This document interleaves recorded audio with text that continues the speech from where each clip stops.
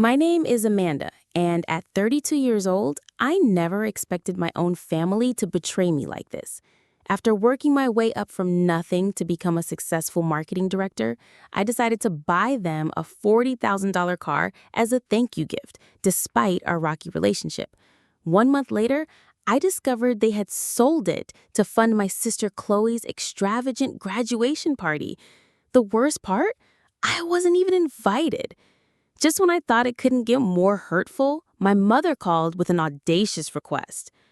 Before I continue this story, drop a comment letting me know where you are watching from and hit that subscribe button if family has ever taken advantage of your generosity. Growing up in suburban Michigan, I always knew something was different about how my parents treated me compared to my younger sister, Chloe. Our middle-class family wasn't wealthy, but my parents always found ways to make Chloe feel special. While my achievements went largely unnoticed, I still remember my 10th birthday when my parents promised a small party. Only 2 friends were allowed to come over for pizza and cake. Just 2 months later, Chloe turned 8 and received a bounce house, professional face painting, and 20 guests for her celebration. My parents explained they had received an unexpected bonus at work, but the pattern continued year after year. School events followed the same trend. When I made honor roll consistently throughout middle school, my parents would nod and say, "That's what we expect from you." When Chloe managed to get a B- in English, they took the entire family out for a fancy dinner celebration and bought her a new outfit. The disparity continued through high school.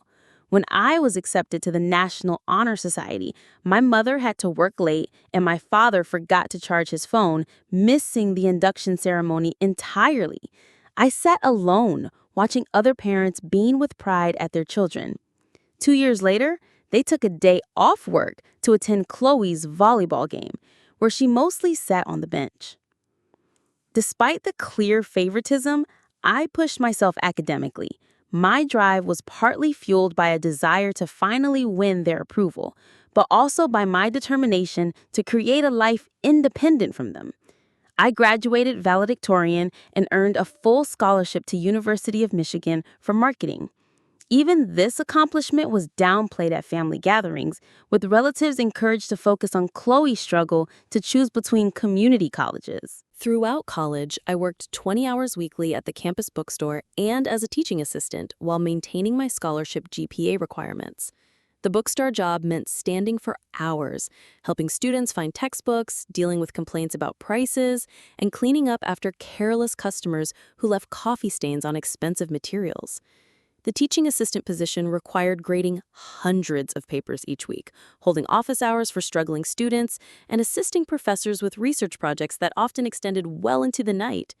My parents called occasionally, but conversations inevitably turned to Chloe's latest drama or financial needs.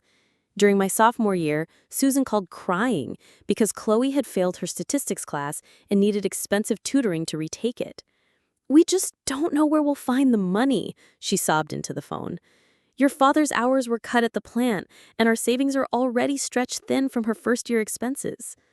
I sent what little I could spare from my tight budget when they mentioned struggling to pay for Chloe's summer programs or new laptop. $200 here, $150 there, money that represented weeks of careful budgeting and skipped meals for me. I ate ramen noodles and peanut butter sandwiches for dinner while Chloe posted Instagram photos of expensive restaurant meals with her sorority sisters. The pattern became predictable. Every few months, a crisis would emerge involving Chloe's needs. Her laptop crashed during finals week. Could I help with a replacement? Her sorority dues were due, and she'd forgotten to save money. Could I contribute? Her spring break trip to Cancun required spending money she didn't have. Surely I could spare something for her to have fun with her friends. Each time, my parents framed these requests as family emergencies rather than consequences of Chloe's poor planning. "You know how scattered she gets when she's stressed," Thomas would explain. "She's just not as organized as you've always been. Some people need more support." Meanwhile, my own struggles went unnoticed. When I mentioned working 60-hour weeks between classes and jobs, Susan would respond with, "Well, at least you're building character. Chloe would never be able to handle that kind of pressure." When I caught pneumonia during my junior year and missed a week of classes, my mother's primary concern was whether this would affect my grades and scholarship status. The emotional labor of maintaining family relationships fell entirely on my shoulders. I was expected to remember everyone's birthdays, call regularly to check in, and provide emotional support when needed. But when I called home excited about making the dean's list or receiving recognition for my research project, conversations quickly shifted to Chloe's social life or my parents' work problems. After graduation, I landed an entry-level position at a marketing agency in San Francisco. The job search had been grueling. Hundreds of applications, dozens of interviews, and countless rejections before finally receiving an offer. My starting salary of $45,000 seemed like a fortune after years of surviving on scholarship stipends and part-time wages. I lived in a studio apartment in a questionable neighborhood, furnished with items from thrift stores and Craigslist. My parents visited once during my first 2 years in California, staying for exactly 3 days and spending most of their time complaining about the cost of everything. $25 for parking at the wharf, Thomas grumbled. Back home, that would buy groceries for a week. They seemed uncomfortable with the urban environment and made frequent comments about how much easier life would be if I moved back to Michigan. Meanwhile, Chloe had extended her college experience to include a semester abroad in Italy, fully funded by our parents, who took out a second mortgage on their house to cover the expenses. She posted daily photos of museums, restaurants, and shopping trips, while I worked overtime to afford my health insurance premiums. Over the next 8 years, I advanced steadily through the marketing world, earning promotions through dedication and exceptional performance reviews. Each promotion required proving myself anew, staying later than colleagues, taking on additional responsibilities, and consistently delivering results that exceeded expectations. The marketing industry in San Francisco was notoriously competitive, filled with ambitious professionals who viewed every project as a stepping stone to their next opportunity. By 28, I had moved to a mid-level position at a tech startup, managing social media campaigns for emerging software companies. The work was demanding but exciting, requiring creativity, analytical thinking, and the ability to adapt quickly to changing market conditions. I earned my first six-figure salary and moved to a one-bedroom apartment in a safer neighborhood. By 30, I had reached senior marketing director status at one of the Bay Area's most prestigious agencies, overseeing campaigns from major clients and managing a team of 12 junior employees.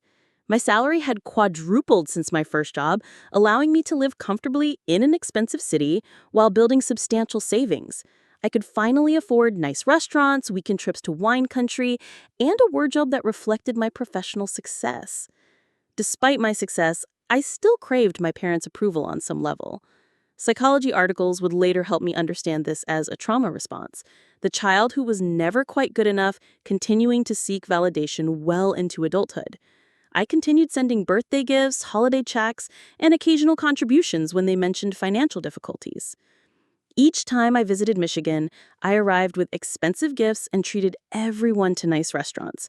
I bought Susan designer handbags she admired, took Thomas to sporting events, and purchased electronics Chloe mentioned wanting. These gestures were met with polite thanks, but conversations quickly refocused on Chloe's latest challenges. The visits became increasingly difficult to endure. Family dinners centered around Chloe's problems, her job search struggles, her relationship drama, her financial stress from student loan payments. My achievements were acknowledged with brief nods before discussions returned to how the family could better support Chloe through her difficulties. She had changed majors 3 times, extending her undergraduate studies to 6 years, all fully funded by my parents, who depleted their retirement savings to support her. First, she studied art history, but found it too theoretical. Then she switched to communications because it seemed more practical, only to discover she didn't enjoy writing. Finally, she settled on general studies, with a focus on event planning, a program that required internships my parents funded because the positions were unpaid. The contrast between our lives grew increasingly stark. While I had built financial security through hard work and determination, Chloe remained dependent on our parents well into her 20s. At 26, she still lived in her childhood bedroom, drove a car they had purchased for her, and relied on them for everything from car insurance to cell phone bills. They justified this imbalance by saying Chloe was finding herself and needed extra support, while I was naturally gifted and always fine on my own. "You've always been so independent," Susan would say, as if this absolved them of any responsibility for my emotional well-being. "Chloe needs more guidance. Not everyone needs as self-sufficient as you have been." Despite years of therapy helping me recognize this dynamic, I maintained contact with my family. Therapy sessions became a safe space to process the complicated emotions surrounding family relationships. My therapist helped me understand concepts like emotional parentification, family scapegoating, and the golden child dynamic that had shaped my childhood experience. I kept conversations superficial and visits brief, protecting myself from the familiar pain of seeking approval that never came. Phone calls were scheduled for specific times and limited to 30 minutes. I developed strategies for redirecting conversations when they became too focused on family drama or requests for financial assistance. Still, some childlike part of me hoped that one day something might change, that someday my parents would see me, truly see me, and offer the love and recognition I had worked so hard to earn. This hope, my therapist explained, was both natural and potentially harmful. Natural because all children crave parental love, but potentially harmful because it kept me emotionally invested in relationships that consistently disappointed me. The idea to buy my parents a new car came after a rare Sunday phone call last spring. These calls had become infrequent, usually occurring when my parents needed something or wanted to share news about Chloe's life. This particular call seemed different, more casual, less agenda-driven. My father Thomas mentioned in passing that their 11-year-old Honda was having transmission problems and repairs would cost nearly $4,000.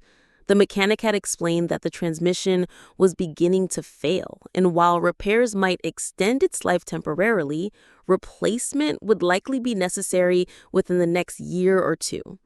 My mother, Susan, chimed in from the background, lamenting how they just couldn't catch a break financially.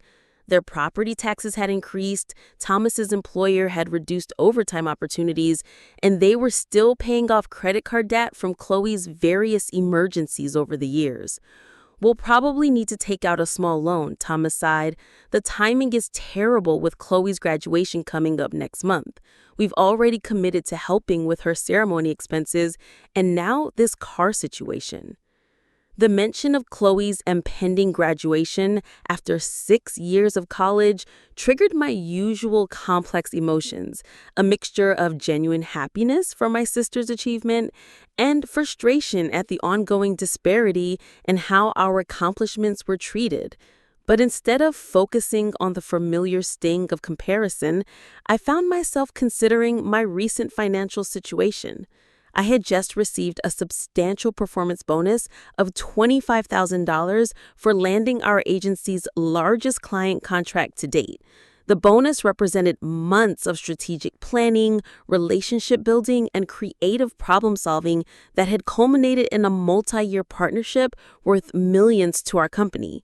I had been living well below my means for years, a habit developed during my college years of financial uncertainty. While colleagues spent freely on expensive cars, designer clothing, and luxury vacations, I maintained a modest lifestyle that allowed me to save significant portions of my salary. My investment portfolio was healthy, with diversified holdings and index funds and individual stocks that had performed well during the tech boom. I had been vaguely planning to upgrade my own modest vehicle eventually, a reliable but aging Toyota Camry that served my transportation needs but reflected none of my professional success.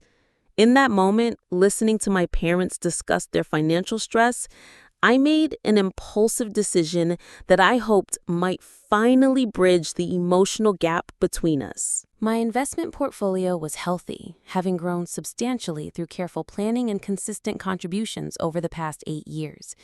I had started investing small amounts even during my early career, putting $50 or $100 monthly into low-cost index funds. As my salary increased, so did my contributions, and compound growth had created a substantial nest egg that provided financial security and flexibility. I had been vaguely planning to upgrade my own modest vehicle eventually, a 2012 Toyota Camry I had purchased used 3 years earlier. The car was reliable, but showing its age, with minor cosmetic issues and outdated technology that seemed increasingly out of place in Silicon Valley parking lots filled with Teslas and luxury SUVs. In that moment, listening to my parents discuss their financial stress, I made an impulsive decision that I hoped might finally bridge the emotional gap between us. The psychology behind this decision was complex, part genuine desire to help, part unconscious attempt to purchase love, and part hope that a grand gesture might finally shift family dynamics in my favor. "What if I helped with the car situation?" I offered, my heart rate increasing as I contemplated the magnitude of what I was considering. "I could contribute toward the repairs." "Oh, honey, we couldn't ask you to do that," Susan replied, though her tone carried the familiar undertone that suggested she hoped I would insist. This was a dance we had performed many times, protestations of inability to accept help, followed by grateful acceptance when pressed. "Actually," I continued, my idea crystallizing as I spoke, "I was thinking of something more. What if I helped you get a new car instead? The repair costs on an older vehicle keep adding up, and I'm in a position where I can help." The silence on the other end lasted several seconds, long enough for me to question whether I had overstepped or shocked them with the suggestion. I could hear muffled whispers as my parents presumably covered the phone to discuss this unexpected offer. Thomas finally responded with uncharacteristic emotion in his voice. "That's too much, Amanda. We couldn't accept something that generous." But their token resistance dissolved quickly when I insisted, explaining that my recent bonus had put me in an unusually strong financial position and that I wanted to do something meaningful for them. The conversation that followed revealed just how desperately they needed reliable transportation. Thomas's job required a 40-minute commute each way, and Susan used the car for grocery shopping, medical appointments, and her part-time work at a local retail store. Over the next week, I threw myself into research with the same intensity I brought to marketing campaigns. I studied consumer reports, safety ratings, reliability data for resale values for various SUV models that would suit their needs and lifestyle. The process became almost obsessive as I sought the perfect vehicle that would demonstrate both my love and my success.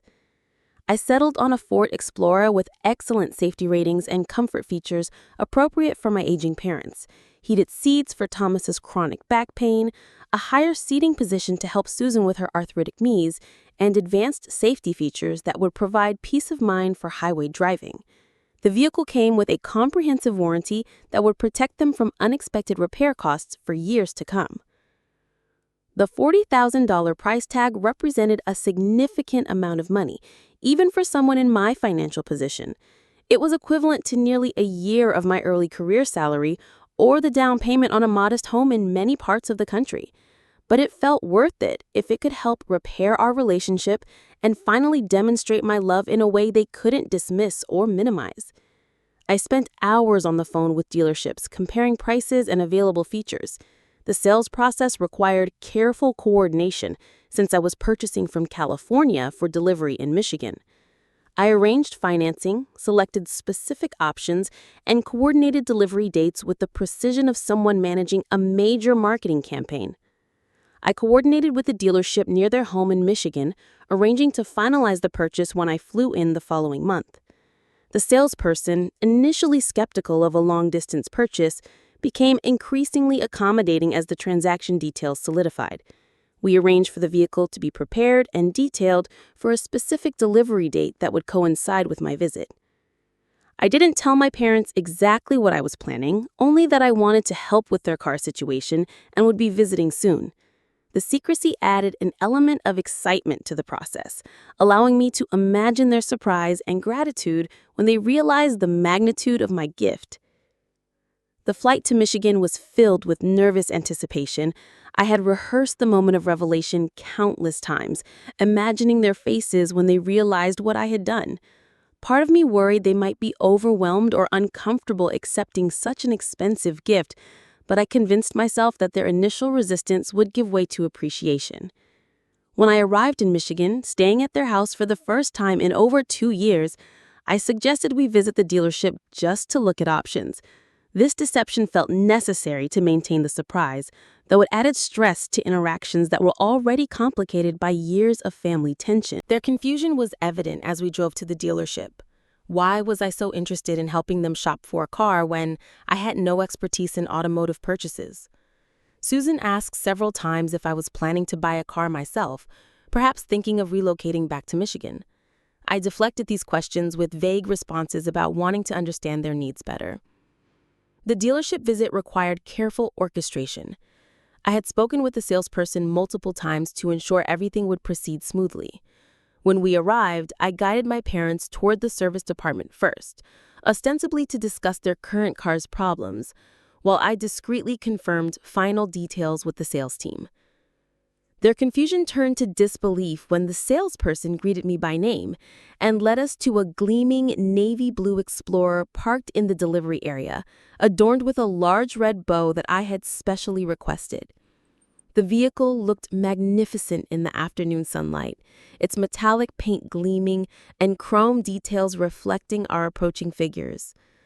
"We have the paperwork ready for your signature, Miss Johnson," the salesperson said with a practiced smile, clearly enjoying their role in this surprise.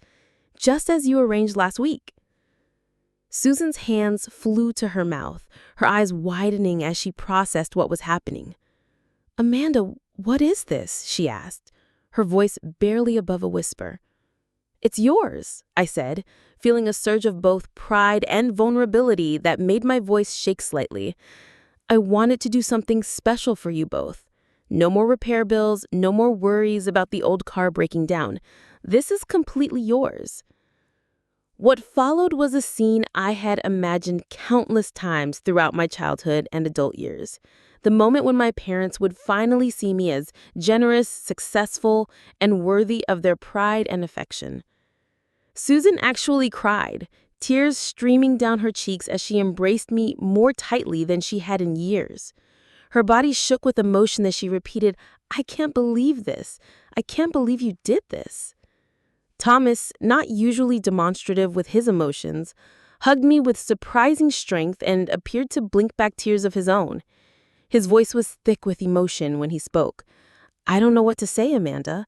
This is the most generous thing anyone has ever done for us. I honestly don't know what to say." "You've done so much for our family over the years," I replied, choosing my words carefully to acknowledge their parenting while avoiding specific examples that might highlight the favoritism I had experienced. "I'm fortunate enough to be in a position to give back now, and I wanted to do something that would make a real difference in your daily lives." The rest of the afternoon was spent in a blur of paperwork, explanations of vehicle features, and photo sessions. The dealership staff treated us like VIPs, providing detailed walkthroughs of the car's technology, safety features, and warranty coverage. My parents seemed genuinely thrilled, taking turns sitting in the driver's seat and exploring the various controls and options. We spent nearly 2 hours at the dealership, completing all necessary paperwork and learning about the vehicle's features. The salesperson was thorough in explaining everything from the infotainment system to the various driving modes available for different road conditions. Susan was particularly excited about the backup camera and collision warning systems, while Thomas appreciated the powerful engine and towing capacity. My parents took dozens of photos, sitting in their new car, standing beside it, and several group shots with me that they immediately began texting to relatives and friends. The joy on their faces was genuine and infectious, creating a warmth in our relationship that I hadn't experienced since childhood. The drive home in their new vehicle was triumphant, with Susan calling relatives from the passenger seat to share the news and Thomas experimenting with various radio stations and seat adjustments. I followed behind in their old Honda, watching them through the rear window and feeling a satisfaction that seemed to justify every dollar of the purchase price. Chloe joined us for dinner that evening, having been summoned by Susan to see the new vehicle and hear about the day's events. Her reaction was noticeably less enthusiastic than our parents', though she made appropriate sounds of surprise and appreciation when she first saw the Explorer in their driveway. "Wow, that's really nice," she said, walking around the vehicle and peering through the windows. "Must be nice to have money to throw around like that." The comment stung, but I tried to interpret it charitably. Perhaps she was feeling left out or concerned about the implications for family dynamics. I just wanted to do something special for Mom and Dad. They've been driving that old car for so long, and with the repair issues, it seemed like good timing. "I could have used help with my student loans instead," she continued, her tone becoming more pointed as she examined the car's interior. $40,000 would have covered my entire student debt and then some. Susan quickly intervened, her voice carrying a warning tone. "Don't be ungrateful, Chloe. Your sister did something wonderful for us." "I'm not being ungrateful," she replied defensively. "I'm just saying there are other ways to help the family. Some of us are struggling with debt while others are buying luxury cars." I bit my tongue, choosing not to point out that my parents had paid for her entire education while I worked through college on scholarship and student loans that I had only recently finished paying off. This moment wasn't about old grievances or keeping score of family contributions. It was about creating a new dynamic based on generosity and appreciation. The tension passed as we moved inside for dinner, but Chloe's comments had introduced a discordant note that would echo in my mind during the following days. Her inability to simply celebrate my parents' good fortune without making it about herself felt familiar, reminiscent of childhood dynamics where any attention or resources directed elsewhere were viewed as personal losses. For the next 2 weeks after I returned to California, my parents called regularly with updates on the car, a frequency of communication that was unprecedented in our adult relationship. These calls were different from our usual conversations, warmer, more enthusiastic, filled with genuine gratitude and detailed stories about their experiences with their new vehicle. My investment portfolio was healthy, and I had been vaguely planning to upgrade my own modest vehicle eventually. In that moment, I made an impulsive decision that I hoped might finally bridge the emotional gap between us. "What if I helped with the car situation?" I offered. "I could contribute toward the repairs." "Oh, honey, we couldn't ask you to do that," Susan replied, though her tone suggested otherwise. "Actually," I continued, my idea crystallizing, "I was thinking of something more. What if I helped you get a new car instead? The repair costs on an older vehicle keep adding up, and I'm in a position where I can help." The silence on the other end lasted several seconds before Thomas responded with uncharacteristic emotion in his voice. "That's too much, Amanda. We couldn't accept something that generous." But their token resistance dissolved quickly when I insisted. Over the next week, I researched reliable SUVs that would suit their needs and lifestyle. I settled on a Ford Explorer with excellent safety ratings and comfort features appropriate for my aging parents. The $40,000 price tag represented a significant amount of money, but felt worth it if it could help repair our relationship. I coordinated with the dealership near their home in Michigan, arranging to finalize the purchase when I flew in the following month. I didn't tell them exactly what I was planning, only that I wanted to help with their car situation and would be visiting soon. When I arrived in Michigan, I suggested we visit the dealership just to look at options. Their confusion turned to disbelief when the salesperson greeted me by name and led us to a gleaming navy blue Explorer parked in the delivery area. "We have the paperwork ready for your signature, Miss Johnson," the salesperson said with a smile. "Just as you arranged." Susan's hands flew to her mouth. "Amanda, what is this?" "It's yours," I said, feeling a surge of both pride and vulnerability. I wanted to do something special for you both. No more repair bills, no more worries about the old car breaking down. What followed was a scene I had imagined countless times throughout my childhood and adult years. Susan actually cried and embraced me tightly. Thomas, not usually demonstrative, hugged me and appeared to blink back tears. "I don't know what to say," he mumbled. "This is too generous."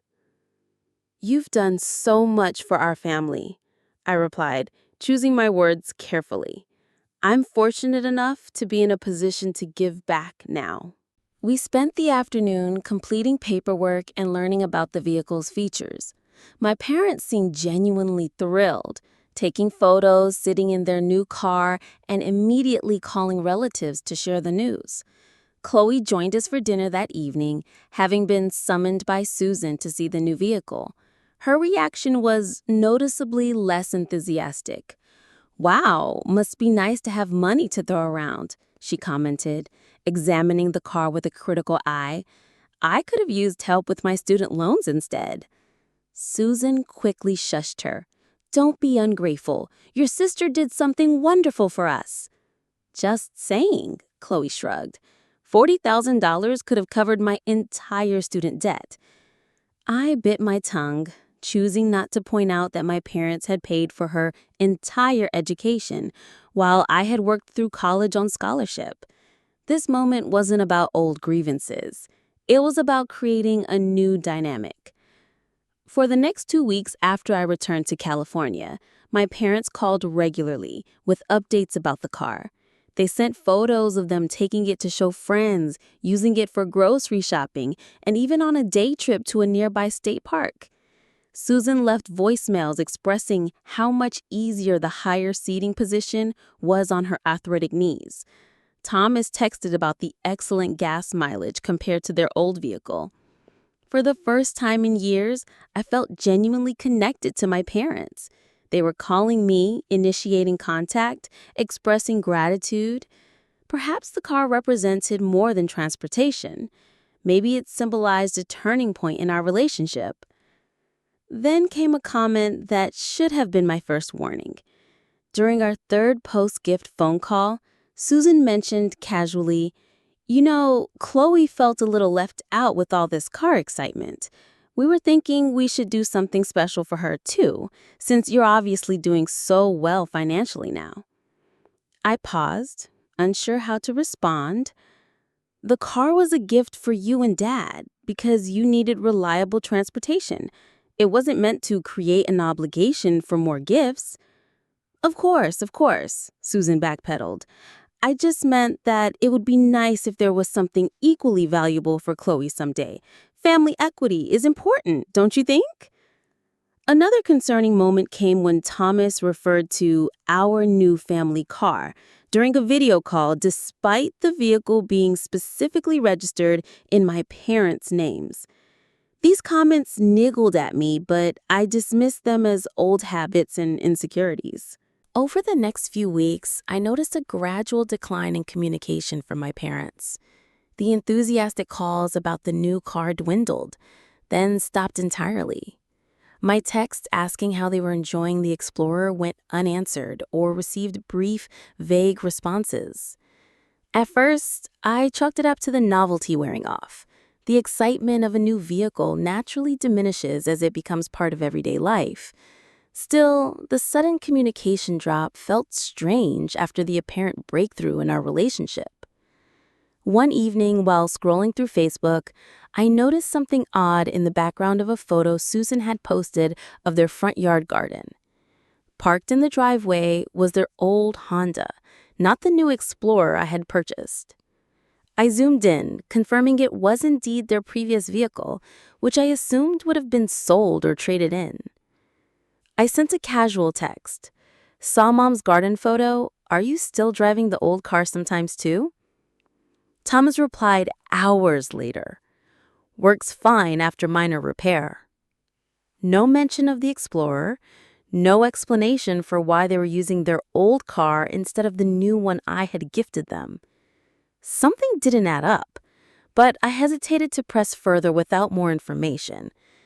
A few days later, while checking email, I noticed a message in my promotions folder from my old high school alumni network. The subject line read, "Congratulations to alumni family members. 2023 graduates. Curious, I opened it to find a digital announcement featuring recent graduates with connections to alumni. There, smiling in her cap and gown, was Chloe. The blurb mentioned her graduation ceremony would be held the following weekend at the Grand Hotel, one of the most expensive venues in our hometown. My stomach tightened. Not only had I not received an invitation to this apparently elaborate event, but no one had even mentioned it was happening. I immediately called Thomas, who answered with obvious reluctance in his voice. Dad, I just saw an announcement about Chloe's graduation ceremony this weekend. Was my invitation lost in the mail? I tried to keep my tone light, giving them the benefit of the doubt. A long pause followed before he cleared his throat. Well, Amanda, we thought since you're so busy in California and it's such a long trip for just a ceremony, you wouldn't want to come anyway. You could have asked me, I replied, hurt evident in my voice. Chloe's my sister. Of course I would want to be there for her graduation. Another uncomfortable silence stretched between us before I asked the question that had been bothering me. By the way, I noticed in Mom's recent photo you're using the old car. Is something wrong with the Explorer? What came next sent a cold wave of shock through my body. We sold it about 3 weeks ago, he stated matter-of-factly, as though discussing the weather. Got a good price for it too, almost what you paid. I struggled to find words. You sold the car I gave you? Why would you do that without even telling me? Well, Chloe's graduation expenses came up and we needed the funds. The venue deposit alone was $15,000. Then there's the catering, photographer, custom invitations, and the graduation gift we're surprising her with. My mind reeled as I calculated the timeline. They had sold the car barely a month after receiving it, right around the time their enthusiastic calls had stopped. The old car was running fine after we fixed it, just needed a sensor replacement, not the full transmission work we thought, and Chloe deserved something special for finally completing her degree. So, you sold a $40,000 gift I gave you to throw a party I wasn't even invited to? I struggled to keep my voice steady. No, don't be dramatic, Amanda. You've always been the independent one.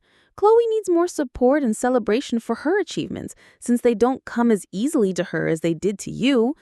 Susan's voice suddenly came on the line, apparently having been listening to the conversation. Besides, you're doing fine without attending the ceremony. You have your fancy California life and career. This is Chloe's moment to shine for once.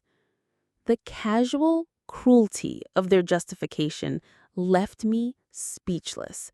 Not only had they sold my heartfelt gift without consultation, but they had used the proceeds to fund an event they deliberately excluded me from. The car was registered to you. Legally, it was yours to sell, but I gave it to you as a gift, not as graduation party funds for Chloe. Family resources should benefit the whole family. You chose to spend your money on us, and we chose to use it where it was most needed. Chloe hasn't had your advantages. I ended the call shortly after, sitting in stunned silence in my apartment. The betrayal felt physical, like a blow to my chest. After discovering my parents had sold the car I gifted them to fund Chloe's lavish graduation celebration, I spent the night alternating between tears of hurt and anger. By morning, I had made an impulsive decision. I needed to confront this situation face to face, not over the phone, where my parents could easily dismiss my feelings. I booked the next available flight to Michigan, called in sick to work for 2 days, and packed a small overnight bag. The 5-hour flight gave me time to rehearse what I wanted to say, though my thoughts remained a turbulent mix of betrayal, indignation, and that familiar childhood pain of being the less valued daughter. Landing in Detroit, I rented a car and drove directly to my parents' suburban home, arriving unannounced in the early evening. Both their cars were in the driveway, the old Honda prominently parked where the Explorer should have been. The physical absence of the gift I had given them renewed my determination to have this difficult conversation. I knocked firmly on the front door, my heart pounding. Susan answered, her initial smile of surprise quickly fading to weariness when she registered my expression. "Amanda, what are you doing here? We had no idea you were coming." "That seems to be a pattern lately," I replied, stepping inside without waiting for an invitation. Important family events happening without my knowledge.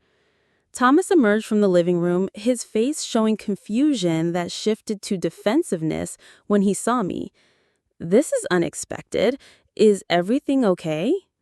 "No," I stated firmly, placing my bag down. "Everything is not okay. We need to talk about the car you sold and Chloe's graduation party that I wasn't invited to." Susan's posture stiffened. "I thought we covered this on the phone. There's nothing more to discuss." "You sold a $40,000 gift I gave you without even mentioning it to me, then used that money for an event I was deliberately excluded from. Yes, there's plenty to discuss." Thomas gestured toward the living room with a sigh. "Let's at least sit down if we're going to have this conversation." As we entered the living room, I noticed Chloe herself lounging on the sofa, scrolling through her phone. She looked up with annoyance at the interruption. "Oh, great. The golden child has descended from her California throne. What crisis brings you to the realm of us common folk?" "Chloe," Susan warned half-heartedly. I addressed my sister directly. "Did you know they sold the car I gave them to pay for your graduation party?" She shrugged, returning to her phone. "So what if they did? It was their car to sell. You can afford it anyway with your tech money. Some of us aren't so privileged." The casual dismissal of my feelings from all three family members ignited something in me. Years of swallowing hurt, of making excuses for their behavior, of trying to earn love through achievement and generosity, burst forth. "That car represented months of my hard work," I said, my voice rising despite my efforts to stay calm. "It wasn't just about the money. It was about showing appreciation from my parents. I thought it might finally help them see that I'm also part of this family, not just a bank account you can withdraw from whenever Chloe needs something." Susan crossed her arms. "You're being completely selfish right now. Family helps family. We needed the money for Chloe's special day, and you had already provided it through the car. It was practical." Practical would have been telling me about this decision. Practical would have been inviting me to my own sister's graduation. What you did was deceptive and hurtful. Thomas stepped in, his tone patronizing. "Amanda, we never promised to keep the car forever. It was a gift, and once given, the recipient can do whatever they want with it." "Would you have sold it if Grandma had given it to you?" I challenged. "That's different," he replied, avoiding my eyes. "How? How is it different?" Susan interrupted. "Because you're the child and we're the parents. We don't need to justify our decisions to you. If anything, you should be happy your gift helped make your sister's graduation special." Chloe looked up from her phone with a smirk. "Yeah, and it was special. Too bad you missed it. The chocolate fountain alone cost $3,000. The casual cruelty of her remark, coupled with my parents' unwavering defense of their actions, caused something to crack inside me. Tears welled in my eyes despite my determination to remain composed throughout this confrontation. The emotional weight of months of suppressed hurt and betrayal finally began to surface, threatening to overwhelm the careful control I had maintained since arriving at their house. "Do you have any idea how much that car meant to me, to give to you?" I asked, my voice beginning to crack with emotion. This wasn't just about spending money or showing off my success. I wanted to help, to show love, to be a good daughter. I thought maybe finally I had done something that would make you proud of me, that would show you I care about this family. The vulnerability in my admission seemed to hang in the air, creating a moment of silence that felt charged with 32 years of accumulated pain and longing. For a brief instant, I thought I saw something shift in my parents' expressions, a flicker of recognition or perhaps regret. "And this is how you repay that?" I continued, the words pouring out faster now as my composure grumbled. "By selling it behind my back without even telling me? Then using that money to throw a party for Chloe that I wasn't even invited to? Do you have any idea how that makes me feel? Like I'm not even part of this family unless you need something from me." Susan's expression hardened rather than softening, her defensive walls rising higher in response to my emotional display. "You're making a scene over nothing, Amanda. It was just the car. We made a practical decision about our property to help our daughter celebrate an important milestone." It wasn't just a car. My voice broke completely now, tears flowing freely despite my efforts to maintain dignity. It was my attempt to finally be enough for you, to finally do something that would make you treat me like you treat Chloe, like I actually mattered to you as a person and not just as a source of money when you need it. The room fell silent at my outburst, the weight of these long suppressed truths creating an uncomfortable tension that seemed to press against everyone present. For a brief moment, I thought I saw something shift in my parents' expressions, a flicker of recognition or perhaps regret. But the moment passed quickly as he looked away, unable or unwilling to confront the implications of what I was saying. The silence stretched uncomfortably until my aunt and uncle, who apparently had been in the kitchen during the earlier part of our conversation and overheard the escalating argument, entered the room with concerned expressions. Rather than offering a neutral perspective or attempting to understand both sides of the conflict, they immediately positioned themselves as allies to my parents.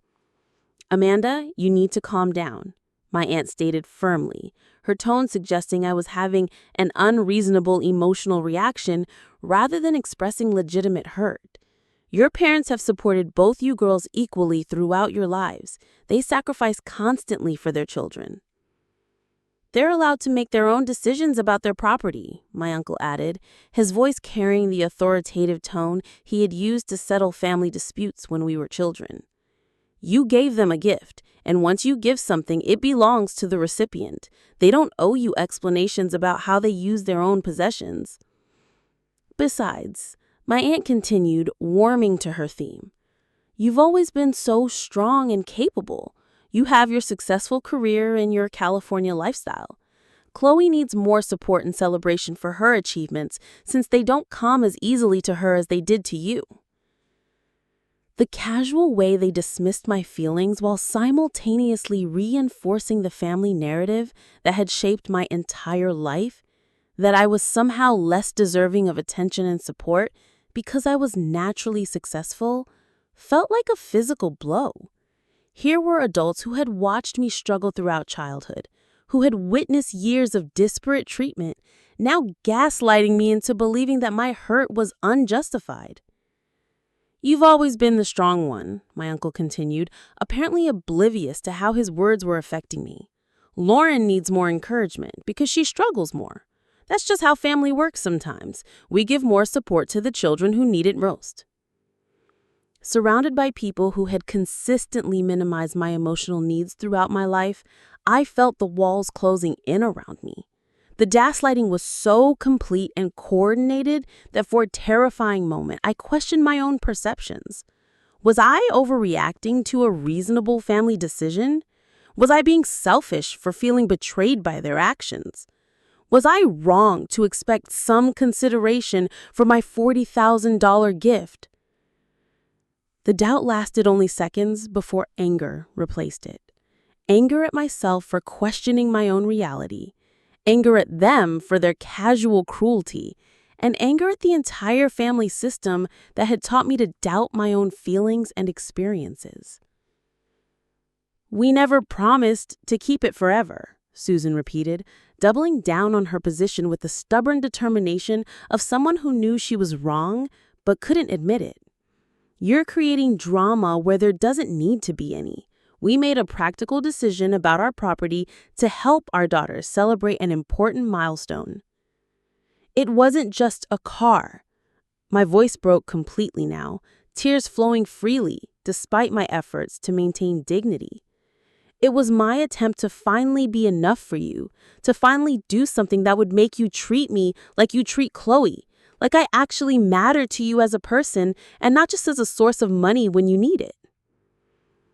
How did it benefit me? I asked, my voice steadier now, as clarity cut through the emotional chaos. How did selling my gift and excluding me from Chloe's graduation benefit me in any way? You don't need to be included in everything, Susan replied dismissively. You have your own life in California. You wouldn't have wanted to come to a graduation ceremony anyway. You never cared much for family events.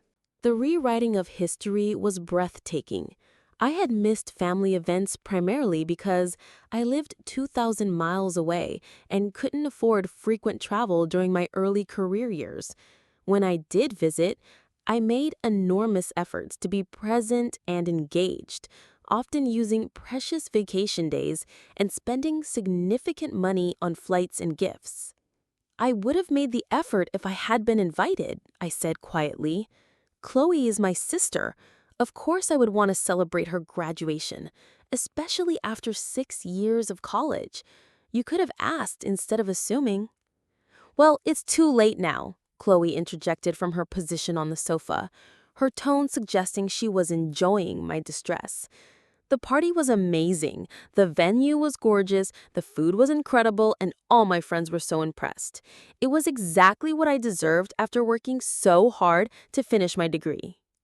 The casual cruelty of her remark, delivered with a slight smirk that suggested she knew exactly how much her words would hurt, was the final straw. Looking at their faces, my parents' defensive justifications, my relatives' dismissive attitudes, Chloe's smug satisfaction, something finally broke inside me. Years of seeking approval, of making excuses for their behavior, of hoping things would change, collapsed all at once. The little girl inside me who had spent decades trying to earn love through achievement and generosity finally accepted the devastating truth I had been avoiding. No gift, no achievement, no sacrifice would ever be enough to make them love me the way they loved Chloe. The realization was both devastating and strangely liberating. Devastating because it meant acknowledging that the parents I had spent my life trying to please were incapable of giving me what I needed. Liberating because it meant I could finally stop trying. Tears streamed down my face as I looked around the room at these people who shared my DNA but had never truly seen or valued me. The family I had worked so hard to remain connected to, the relationships I had bent myself into uncomfortable shapes to maintain, suddenly felt like expensive clothes that had never fit properly. I need to go, I managed to say through tears, my voice barely audible but carrying a finality that seemed to surprise everyone present. I grabbed my overnight bag from beside the couch, the same bag I had packed with such hope and determination just hours earlier. As I walked toward the door, their voices called after me with the same tired justifications and dismissals I had heard my entire life. You're overreacting, Amanda. It was our car to sell. Family helps family. Why are you being so... But for the first time in my adult life, I didn't stop to engage with their attempts to minimize my experience. I didn't try to explain my perspective more clearly or find better words to make them understand. I simply left, closing the door on both the house and the version of myself that had spent 32 years seeking their approval. I drove to a nearby hotel in a blur of tears, my hand shaking as I checked into a room and collapsed on the bed. The emotional exhaustion of the confrontation hit me all at once.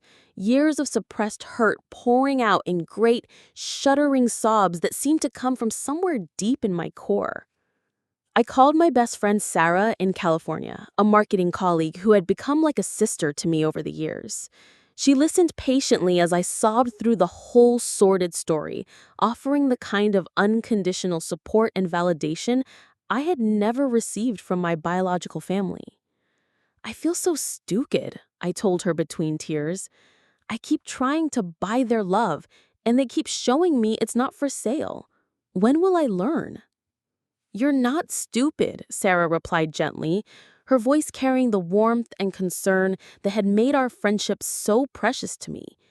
But Nat, at some point, you have to accept that this isn't about you being enough. It's about their issues, their limitations, their inability to see and appreciate who you are. We talked for over an hour, Sarah helping me process not just the immediate betrayal, but the lifetime of experiences that had led to this moment. She reminded me of all the times I had shared stories about my family dynamics, how she and other friends had consistently expressed concern about the way they treated me. Everyone who knows you can see how generous and loving you are.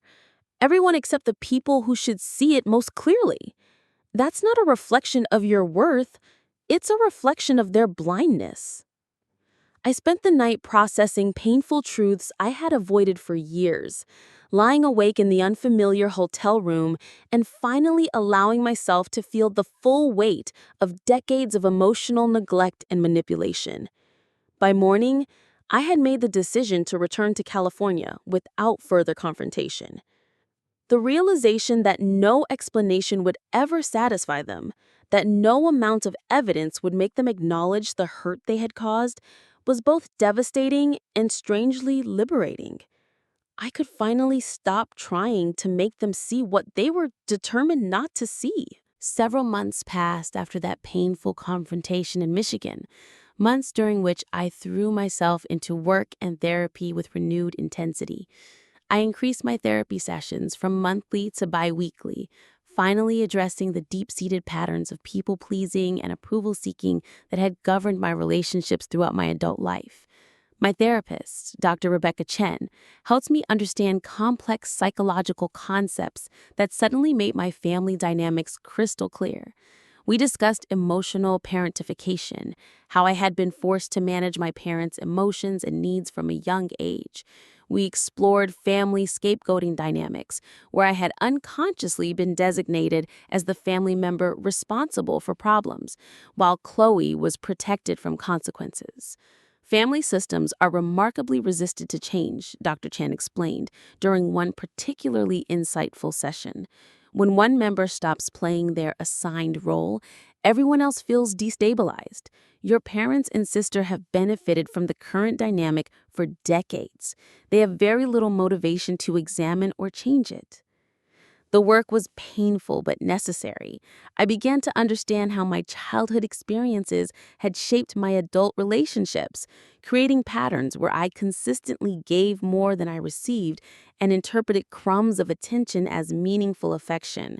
The car incident, devastating as it had been, was simply the most expensive and explicit example of a dynamic that had been playing out my entire life.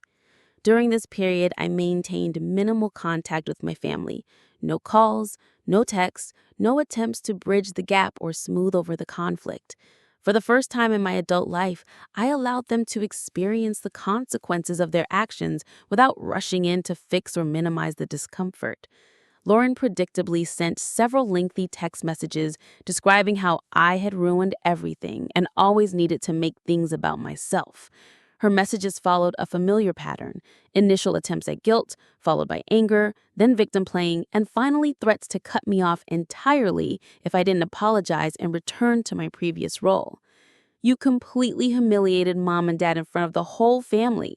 Everyone is talking about how selfish and dramatic you are. Mom has been crying for weeks because of what you did. I hope you're happy with yourself. Another message arrived a few days later. I don't understand why you're being so petty about a stupid car. They used the money for something important, my graduation. You make enough money that $40,000 shouldn't even matter to you. Stop being such a drama queen and apologize already." I read these messages once each, then muted the conversation without responding. Dr. Chen had warned me to expect escalating attempts to draw me back into old patterns, and Lauren's messages perfectly illustrated the family's desperation to restore the previous dynamic. The silence from my parents was initially more difficult to handle. Despite everything that had happened, part of me still craved their acknowledgement, some sign that they were reflecting on our confrontation or reconsidering their actions. But as weeks passed without contact, I began to understand that their silence was actually a gift, space to heal without the constant pressure to manage their emotions or minimize my own needs. This silence created space for genuine healing to begin.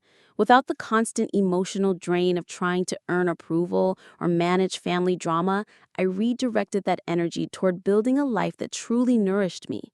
I joined a hiking group that met every Saturday morning in the Marin Headlands, discovering a love for outdoor adventure I had never had time to explore due to family obligations and work demands. I enrolled in a ceramics class at a local art center, fulfilling a creative curiosity I had harbored since college but never pursued due to family obligations and work demands. The meditative nature of working with clay provided an outlet for emotions I had spent years suppressing, and I found unexpected satisfaction in creating beautiful objects with my hands. I deepened friendships that had sometimes taken a backseat to family obligations, hosting dinner parties and organizing weekend trips with colleagues and friends who actually appreciated my company and reciprocated my investment in our relationships. These connections reminded me what healthy relationships felt like: mutual respect, genuine interest in each other's lives, and emotional support that flowed in both directions. My professional life flourished as well. With fewer emotional distractions and a clearer sense of my own worth, I contributed more meaningfully to projects and earned a promotion I had been working toward for months. The irony wasn't lost on me that stepping back from trying to prove my worth to my family had created space to advance in ways that actually mattered to me. Industries. The work was challenging but rewarding, providing the kind of intellectual stimulation and professional recognition I had always craved. 3 months after the birthday confrontation, I received an unexpected email from Thomas. Unlike Susan's usually emotionally charged communications, his message was thoughtful and measured, suggesting he had spent considerable time crafting his work. "Amanda," he wrote, "I've been reflecting on what you said at the party, and while I don't agree with how you chose to express yourself in front of the whole family, I recognize there may be some truth to your perspective. Your mother and I never intended to hurt you, and we certainly didn't mean to make you feel less valued than Chloe. We've always been proud of your success, even if we haven't always known how to show it properly. Is there a way forward that works for all of us?" This cautious olive branch opened a door to careful, measured reconnection. Over several phone calls spanning the following weeks, Thomas and I began having conversations that, while sometimes uncomfortable, felt more honest than our interactions had been in years. He never directly apologized for selling the car or excluding me from Chloe's graduation, but he at least acknowledged that these actions had affected me deeply. "I think we got caught up in trying to help Chloe celebrate her achievement," he said during one of these calls. "We didn't think about how it would feel from your perspective. That was a mistake on our part." It wasn't a full acknowledgement of wrongdoing, but it represented more self-reflection than I had ever heard from him before. We established new boundaries for our relationship: regular but brief phone calls, advance notice of family events, and honest communication about expectations and feelings. Susan took much longer to reach out, and when she finally called, her approach was less reflective and more focused on returning to previous patterns. "I think we've all had enough time to cool down," she said, as if the issue had been temporary anger rather than fundamental problems with how our family operated. Families shouldn't stay mad at each other. We all said things we didn't mean, and now it's time to move forward. I maintained my boundaries, firmly but kindly, refusing to pretend that nothing had happened while remaining open to genuine change. I'm not mad, Mom. I'm establishing healthier ways for us to relate to each other. That includes being honest about how we feel and respecting each other's choices. Our conversations remained stilted and careful, with Susan clearly uncomfortable with the new dynamic, but gradually adapting to my refusal to immediately return to old patterns. She would occasionally test boundaries with subtle guilt trips or attempts to involve me in Chloe's ongoing dramas, but I consistently redirected these conversations back to healthier topics.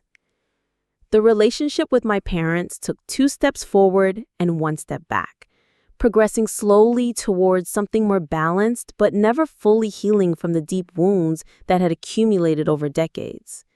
When my birthday arrived in November, they sent a simple card with the modest restaurant gift certificate, a thoughtful but proportionate gesture without the loaded expectations or guilt-inducing overtones of previous years.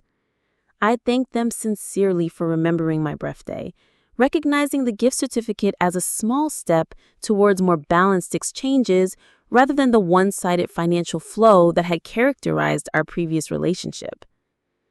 Chloe remained the most resistant to any recalibration of family dynamics, having benefited most from the previous imbalance and therefore having the most to lose from its correction.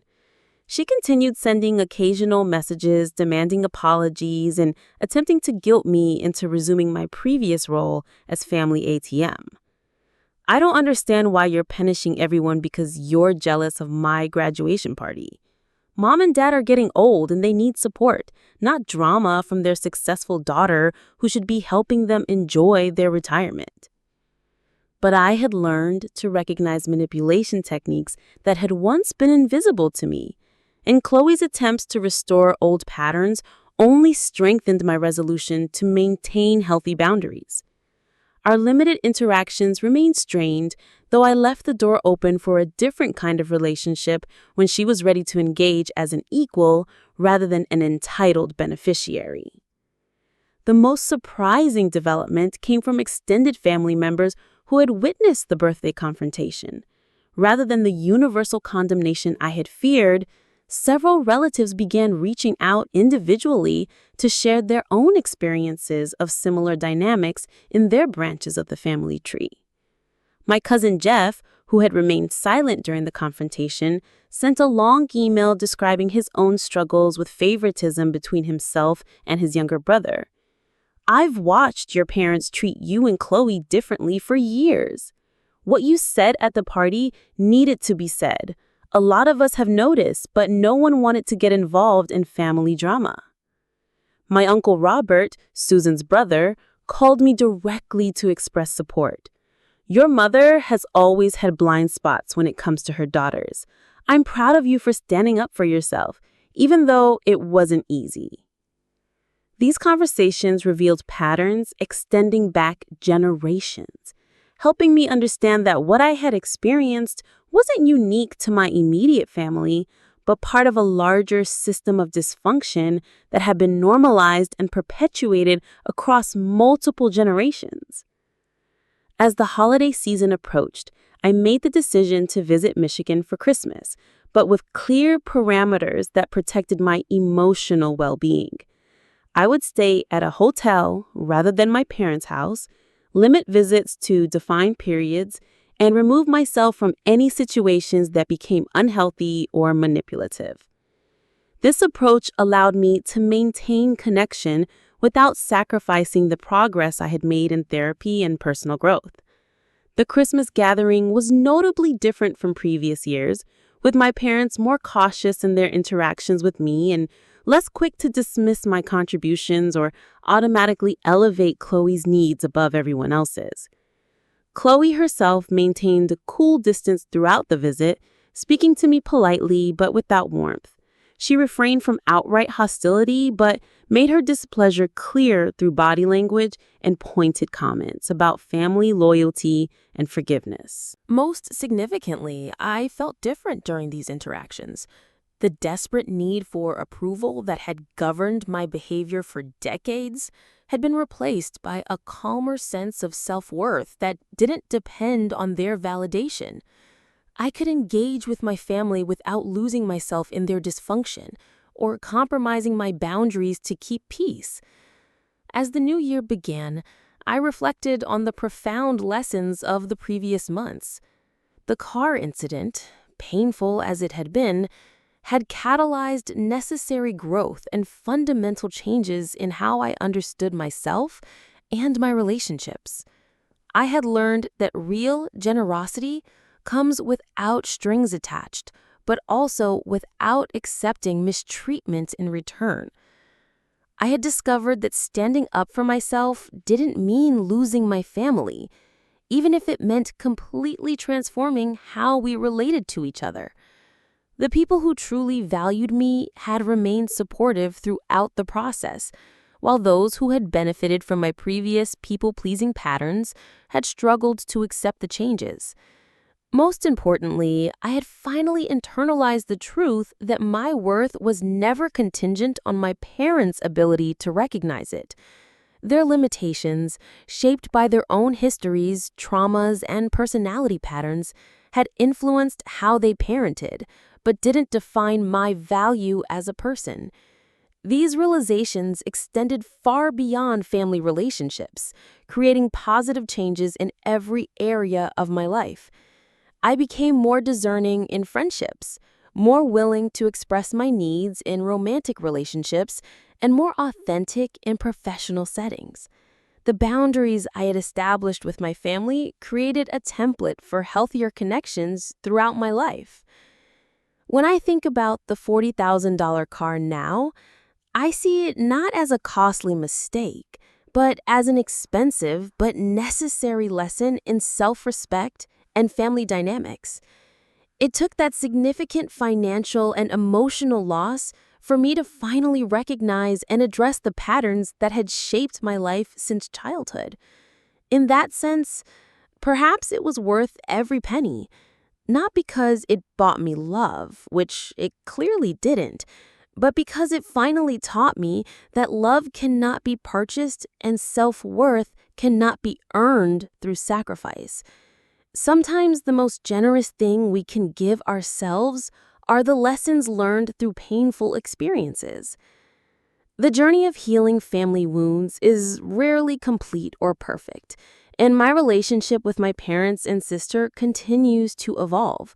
There are still difficult moments, misunderstandings, and occasions when old patterns resurface in our interactions. But beneath these challenges runs a new current of authenticity and self-respect that makes even the hard conversations worthwhile.